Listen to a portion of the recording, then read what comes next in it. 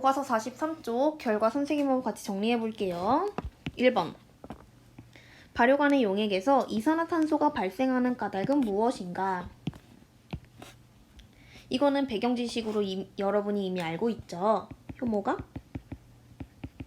에너지원인 포도당을 분해해서 세포호흡을 하기 때문이다. 자, 얘들아, 발효관이라고 했어요.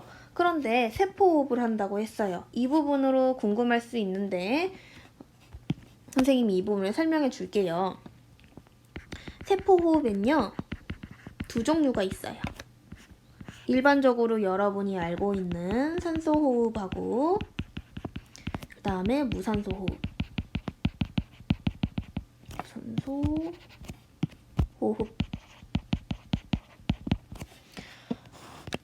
우리가 세포호흡하면은 포도당을 산소와 반응시켜서 이산화탄소가 발생하고 뭐 이런 거잖아요. 그것이 바로 산소호흡이에요. 그런데 세포가 산소가 없는 환경에서 즉 무산소인 환경에서도 세포호흡을 할 수가 있습니다. 그것이 바로 무산소호흡이에요. 자, 산소호흡하고 무산소호흡의 공통점을 알려줄게요. 먼저 에너지원이 필요하다. 에너지원이 필요하다. 여기서 에너지원이란 대표적으로 포도당이 있겠죠. 두 번째, 포도당이 어쨌든 분해되는 반응이기 때문에 이산화탄소가 발생한다. 자, 세 번째, 포도당인 에너지원이 분해돼서 에너지가 방출되기 때문에 ATP가 생성된다. 이게 공통점이야. 그러면 차이점이 뭐냐면요. 무산소 호흡이기 때문에 일단 뭐예요? 산소가 필요한가 안 한가가 차이점이야. 산소 호흡이 산소가 필요하고 무산소 호흡은 산소가 필요 없습니다. 산소 없는 환경에서 이루어지는 거다. 그 다음에 두 번째, 이산화탄소가 발생하긴 하는데 무산소 호흡일 때 그 양이 더 적어요. 그래서 이산화탄소 발생하는데 산소 호흡이 잘못 썼네요. 산소 호흡일 때 발생량하고 무산소 호흡일 때 발생량하고 비교했을 때 무산소 호흡일 때가 더 적다. 그 다음에 ATP 생성량도 마찬가지예요. 산소 호흡일 때는 더 많은 에너지가 나와서 더 많은 ATP가 저장이 되는데 무산소 호흡일 때 ATP가 생성이 되지만 더 적다. 그리고 오늘 우리가 관찰한 효모는 무산소 호흡을 한다. 즉 무산소 호흡 발효가 무산소 호흡의 일종입니다. 그래서 우리가 오늘 관찰한 건 효모의 세포 호흡인데 그 중에서도 무산소 호흡인 발효 과정을 살펴본 거야. 우리는 이산화탄소 발생량을 산소 호흡일 때보다 적지만 우리가 관찰을 할 수가 있었던 거죠. 왜? 발효도 세포 호흡의 일종이기 때문에. 그래서 시험관 A와 B, C에서는 기체가 발생하지 않았지만 A와 B에서 둘 다 발효가 일어난 거예요. 발효가 일어난 건 다시 한번 말하지만 뭐라고? 세포호흡이 일어난 거예요. 그래서 이산화탄소가 발생하는 까닭은 뭐냐면 효모가 세포호흡을 하기 때문이다. 이 세포호흡은 더 정확히 말하면 세포호흡 중에서 발효라고 할 수가 있겠죠. 자, 2번은 넘어갈게. 자, 1번 볼게요. 정리의 1번. 용액의 종류에 따라 효모에 의한 이산화탄소 방출량이 다른 까닭을 발표해보자 했어요. 자, A 발효관에서도 발효가 일어났고 B 발효관에서도 발효가 일어난 거야. 그런데 A에서는 1% 포도당이 이용됐고 B에서는 음료수가 이용됐고 C에서는 증류수가 이용이 됐다. 이산화탄소가 A에서 가장 많이 발생을 했어. 왜 그럴까? 이 이유는 뭐냐면요. 포도당이 많을수록, 즉 포도당인 에너지원인 포도당이 많을수록 세포호흡이 활발하게 일어나서 이산화탄소 발생량이 많아지기 때문입니다. 자, 그러면 이 실험에서 사용한 이 영상 속에 사용된 음료수는 기체 발생량이 더 적었기 때문에 1%보다 더 적은 포도당을 가지고 있는 음료수였구나 예상할 수 있겠지. 만약에 엄청 단 음료수를 구해서 내가 이 실험에 사용했어. 그러면 1% 포도당일 때보다 더 많은 기체를 발생했을 거예요. 왜? 엄청 달다는 거는 당이 엄청나게 많이 들어갔다는 거잖아. 그래서 더 많은 포도당이 있기 때문에 세포호흡이 덜 활발하게 일어나고, 그렇기 때문에 이산화탄소가 더 많이 발생이 되겠지. 자, 그러면 증류수를 넣어준 시발효관에서 왜 기체가 발생하지 않았을까? 증류수는 순수한 물이죠. 즉 산소는 없이 세포호흡을 해도 에너지원 없이 세포호흡을 할 수가 없어. 에너지원이 없었기 때문에 세포호흡을 할 수가 없었던 거야. 세포호흡을 할 수가 없기 때문에 이산화탄소가 발생되지 못했던 거죠. 이번 맹간부에 모인 기체가 이산화탄소임을 확인하는 방법은 무엇인지 토의해보자. 자, 맹간부에 모인 기체가 이산화탄소임을 확인하는 방법은 선생님이 알려줄게요. KOH 수용액을 첨가해 본다.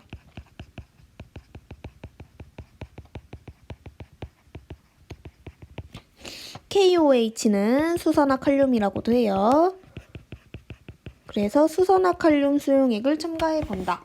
그러면 맹간부에 모인 기체가 이산화탄소인지 이산화탄소가 아닌지를 알 수 있어요. 왜 그런지 선생님이 알려줄게요. 자, 맹간부가 이렇게 생겼어요. 선생님이 실험을 요약을 해보자면, 자, 원래 우리가 액체를 이렇게 꽉 채웠었어. 그런데 여기 안에 들어있는 효모가 세포호흡을 하면서 이산화탄소가 발생이 됐겠지? 그러면 기체가 발생해서 요 부위 있죠? 요 부위에 기체가 점점 모이기 시작하는 거예요. 그래서 요 부위에 기체가 차서 수면이 내려갑니다. 자, 그러면 여기 모인 여기 모인 기체가요, 우리 눈에 보이지가 않잖아요? 나 산소야, 나 이산화탄소야 이렇게 이름 써붙이고 있지 않잖아요. 아이고, 왜 이러니? 그럼 여기 기체가 이산화탄소인지 아닌지 어떻게 아냐? 이거예요. 자, 어떻게 하냐면요. 자, 이렇게 기체가 모였는데 스포이드로요. 여기 있는 용액을 조금 뽑아요. 용액을 뽑고 수산화칼륨 수용액을 그만큼 여기다 첨가해 줍니다. 자, 여기서 선생님 필기 들어갈게요. 수산화칼륨 수용액의 성질 중에 중요한 점이 이산화탄소를 흡수한다. 수산화칼륨 수용액은 이산화탄소를 흡수하는 성질을 가지고 있습니다. 자, 그러면 이 수산화칼륨 수용액을 여기다 첨가했어요. 만약에 여기 모인 기체가 이산화탄소라면 이것을 KOH 수용액이 흡수하겠죠. 만약에 여기 모인 기체가 이산화탄소가 아니라면 흡수하지 않겠지? 자, 그러면 이산화탄소를 흡수했다. 만약에 여기 있는 기체를 흡수했다. 그럼 여기 수면이 이렇게 올라가겠죠. 기체가 흡수되니까 수면이 올라간 걸 보고 여기 안에 모인 기체가 이산화탄소였구나. 이렇게 알 수가 있는 거예요. 자, 그럼 만약에 수산화칼륨 수용액을 첨가를 했는데 수면이 그대로야. 아무 기체도 흡수되지 못해. 그러면 여기 모인 기체가 이산화탄소가 아니구나. 이렇게 판단하는 거예요. 근데 이 경우에는 우리가 여기 모인 기체가 이산화탄소인 게 너무 명백하죠? 자, 그럼 결과가 수산화칼륨 수용액을 넣었을 때 결과가 어떻게 됐겠어요? 수산화칼륨 수용액이 점점 이산화탄소인 이 기체를 흡수해서 수면이 이렇게 올라갔겠구나. 이렇게 판단할 수 있겠죠. 교과서 페이지 15쪽 오른쪽을 봅니다. 이런 파트가 나와 있을 거야. 화성생명체 탐사. 선생님이 읽어볼게요. 2016년 화성 탐사선 엑소마스가 발사되었다. 이 탐사선의 임무는 화성 궤도를 돌면서 화성 대기권에 생명체의 물질 대사 결과로 만들어진 기체 성분이 있는지 알아봄으로써 화성에 생명체가 존재할 가능성을 찾는 것이다. 라고 되어 있지. 자, 화성이 있잖아. 수금지와 목토, 천해 이 행성 중에 가장 지구에 가까운 행성이라고 많이 알려져 있잖아요. 진짜 화성에 생명체가 있는지 없는지 이 과학자들이 알아보고 싶었던 거예요. 생명체가 가지는 특징 7가지 중에 우리가 계속 배우고 있는 거 뭐라고? 물질대사를 한다 라는 특징이 있죠. 이 과학자들도 만약에 화성 토양에 물질대사를 했던 흔적이 있으면, 물질대사를 하고 있는 흔적이 있으면, 그런 결과가 관찰이 된다면 화성 토양에 생명체가 살고 있지 않을까 하는 가설을 한번 세워본 거예요. 자, 그래서 화성 토양을 퍼가지고 물질대사를 하는지 안 하는지 관찰을 한번 해본 거야. 자, 물질대사 우리가 배웠던 거 2가지 대표적으로 뭐였어요? 세포호흡이랑 광합성이었어요. 그래서 이 과학자들도 화성 토양에 세포호흡을 하는 결과가 있는지, 광합성을 하는 게 관찰이 되는지를 알아봄으로써 물질 대사를 하면 생명체가 있는 것이라고 결과를 내리고 싶었던 거야. 자, 이게 세포호흡 시기였어요. 다시 계속 말한다. 포도당이 산소랑 반응해서 이산화탄소로 분해되고 물이 나온다. 그리고 에너지가 방출된다. 이 반응이 세포호흡이었다. 선생님 이 부분은 지울게. 이 화살표는 여기다가 쓰고 여기 이게 이 반응이 세포호흡. 세포호흡. 자, 그리고 광합성. 광합성은 정확히 이 반대 방향이랬죠. 광합성. 광합성을 말로 빠르게 말하면 이산화탄소가 물과 이산화탄소가 만나서 뭘 합성해요? 포도당을 합성하고 산소를 방출시킨다. 자, 밑으로 내려가 봅시다. 실험 1번 볼게요. 만약에 광합성을 하는 생물체가 있다면 이 방사성 기체 무슨 기체야? 이산화탄소죠. 14로 표지된 방사성 기체를 넣어줘요. 14로 표지된 이산화탄소를 넣어주고 빛 에너지를 여기다 쬐어준 거예요. 그러면 만약에 여기 광합성을 하는 애가 있으면 뭐가 발생할 거야? 뭐가 합성돼? 포도당이 합성됐겠지. 특히 14 표지된 이 탄소가 포함된 포도당이 있겠죠. 자, 다시 14 CO2를 넣어주면 14 표지된 포도당, 이 탄소가 포함된 포도당이 합성될 거라고 이 사람들이 생각한 거예요. 그런데 과연 그런 포도당이 만들어졌을까요? 방사능 검출 안 됐습니다. 이 토양에 포도당이 만들어진 거를 다시 가열해가지고 방사능이 나오는지 안 나오는지 본 거예요. 그런데 아무런 방사능이 검출되지 않았어요. 그 얘긴 뭐야? 14표지된 이산화탄소로 포도당을 합성하지 못했다는 거야. 그럼 이 토양엔 광합성을 하는 생명체가 없구나. 다른 말로 이 토양엔 동화작용을 하는 생명체가 없구나. 이렇게 생각할 수 있겠죠. 실험 2번 볼게요. 자, 이번엔 세포호흡이다. 만약에 이 토양에 호흡을 하는 생명체가 있다면 반대로 14표지된 영양소인 포도당을 넣어준 거예요. 자, 14표지된 영양소가 분해돼서 14표지된 이산화탄소가 발생을 할 것이다 라고 예상을 한 거예요. 자, 그런데 14표지된 이산화탄소가 나왔을까 안 나왔을까? 나오지 않았습니다.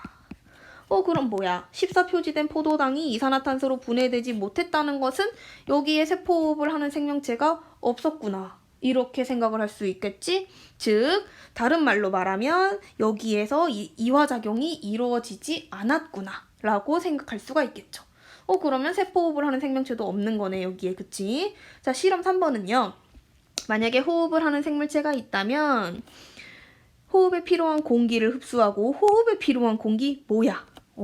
호흡에는 산소가 필요하지. 그 결과 생성된 기체가 방출되므로 이 방출되는 기체는 뭐야? 이산화탄소겠지. 용기 속 공기 조성이 변화할 것이다 라고 했습니다. 자, 예를 들어 처음에 산소가 50 있었고 이산화탄소가 50 있었다고 해보자. 자, 그럼 만약에 여기 세포호흡을 하는 생물이 있어요. 그러면 산소는 예를 들어 30으로 줄어들 거고 이산화탄소는 예를 들어 70으로 늘어나겠지. 산소는 빨아들이고 이산화탄소 내뱉는 게 세포호흡이잖아. 그런데 이 기체가 변했을까 안 변했을까? 변화가 없었어요. 기체 조성에 변화가 없었으니까 호흡을 하는 생명체가 없다. 이렇게 결론을 내릴 수 있겠죠. 그래서 이 실험 1번과 2번과 3번의 결론 뭐예요? 화성에는 광합성이나 호흡을 하는 생물체가 존재하지 않는다가 결과였죠. 그래서 이 가설은 폐지됐습니다.